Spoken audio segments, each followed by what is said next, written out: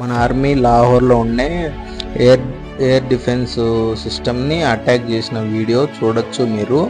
And లాహోర్లో ఇంకా కొన్ని ప్రాంతాలను అయితే టార్గెట్ చేశారని ఉంది. ఇంకా పాకిస్తాన్ మీడియా అయితే ఇంకా మనకేమి అఫీషియల్ అప్డేట్ ఇవ్వలేదు ఇప్పటి వరకు.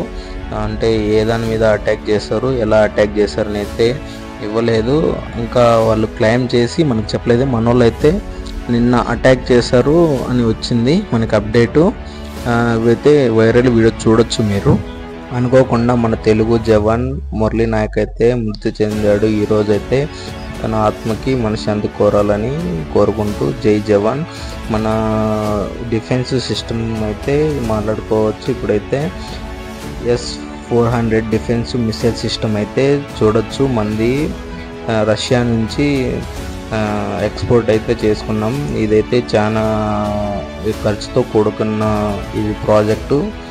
2001లో మనము ఎక్స్పోర్ట్ చేసుకున్నాం.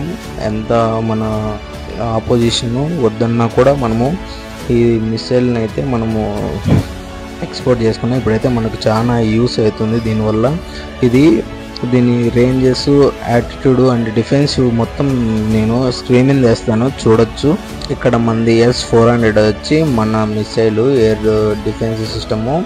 మందైతే 400 కిలోమీటర్స్ మ్యాక్సిమం రేంజ్. అదే పాకిస్తాన్ వాళ్ళది అయితే చూసుకోవచ్చు HQ-9PA 200 మినిమం.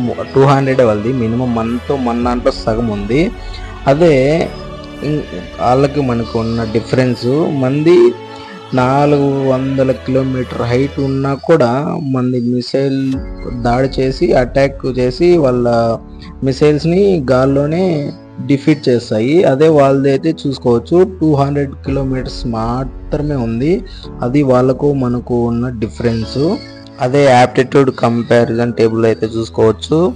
మందైతే మినిమం మీటర్స్ వచ్చి 100, వాళ్ళదైతే 500. అంటే దీన్ని బట్టి ఏంటంటే మంది మినిమం 100 మీటర్స్ లోపు ఫైండ్ అవుట్ చేసింది, వాళ్ళది 500 మీటర్స్ అంతుంటేనే ఫైండ్ అవుట్ చేసింది మిసైల్స్ని. అంటే వాళ్ళు 500 కంటే తక్కువ కింద వస్తే ఫైండ్ అవుట్ చేయలేదు, మంది చేస్తుంది.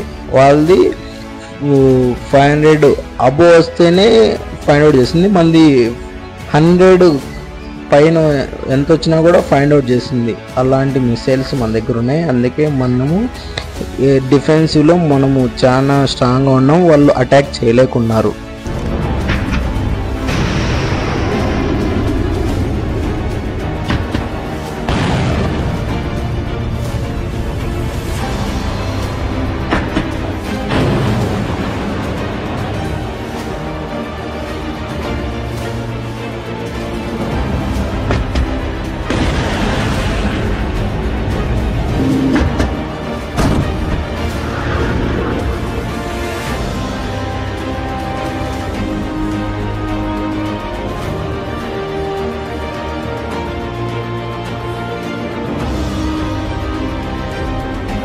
పోతే మనకు నేవీ పవర్ అయితే ఇంకా చాలా ఎక్కువగానే ఉంది. 1:3 అయితే ఉంది మనకి. వాళ్ళైతే 1 అయితే మంది 3 అయితే ఉంది. మన INS విక్రమాదిత్య అయితే మనకి చాలా పవర్ఫుల్ అయితే ఉన్నాయి.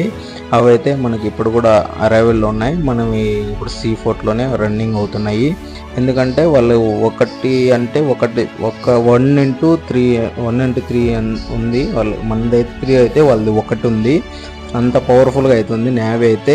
వాళ్ళవి ఏమన్నా ఆయిల్ సప్లై కానీ ఏమన్నా ఎక్స్పోర్ట్ చేసుకున్న ఉంటే మనం అయితే C4లో అయితే మనం బ్లాక్ అయితే చేయొచ్చు. ఎందుకు చూడొచ్చు, ఇక్కడ లాహోర్లో అటాక్ చేసిన వీడియో అయితే చూడొచ్చు. మీరు కూడా ఒకసారి చూడండి. धमाके से दहल उठाया और ये बताया जा रहा है कि कराची में ये बड़ा ब्लास्ट हुआ है। पाकिस्तान के कराची से इस वक्त की बड़ी खबर, धमाका हुआ है। ये बताया जा रहा है कि जोरदार धमाके से पूरा कराची दहल उठा है। ये बड़ी जानकारी और ये तस्वीर हम आपको दिखा रहे हैं उस वक्त की जब पाकिस्तान के कराची में जबरदस्त धमाका हुआ। कराची की तस्वीर एयरपोर्ट के पास जोरदार ब्लास्ट की ये तस्वीर हम आपको दिखा रहे हैं, जहां पर पूरा का पूरा शहर दहल उठा इस धमाके से। ब्लास्ट में 2 की मौत की जानकारी मिल रही है, कई लोग जख्मी बताए जा रहे हैं। सूत्र ये बता रहे हैं कि दरअसल चीनी नागरिक इस ब्लास्ट में निशाने पर थे। 2 लोगों की मौत हुई है, कई लोग जख्मी हुए हैं। हालांकि ये कौन 2 लोग थे जो ఇకపోతే మనం ఎయిర్ డిఫెన్స్ ఎలా అడ్డుకుంటుందో పాకిస్తాన్ ఆర్మీని చూడొచ్చు.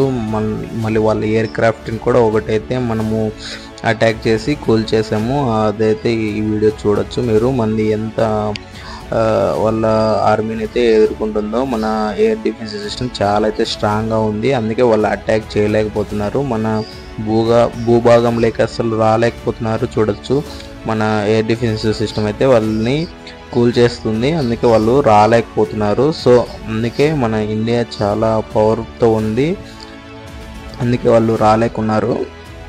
ఇక చూసుకుంటే మన ఇండియా అయితే చాలా అయితే స్ట్రాంగ్గా అయితే ఉంది. పాకిస్తాన్ అయితే మనం నమ్మలేము, ఎందుకంటే చైనాతో కలిసి ఎలాగైనా సౌత్లో అటాక్ అయితే చేయొచ్చు. ఎందుకంటే వాళ్ళు సౌత్లో ఎకానమీ ఎక్కువ ఉంది అని గ్రహిస్తే వాళ్ళు సౌత్లో కూడా అటాక్ చేసే ఛాన్స్ అయితే ఉంది.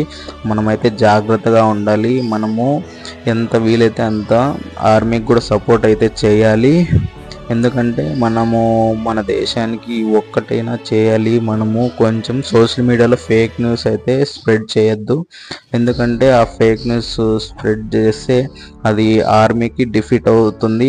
అది డిఫీట్ కాకపోయినా ఫేక్ ఇన్ఫర్మేషన్ వల్ల ఎంతోమంది భయపడతారు.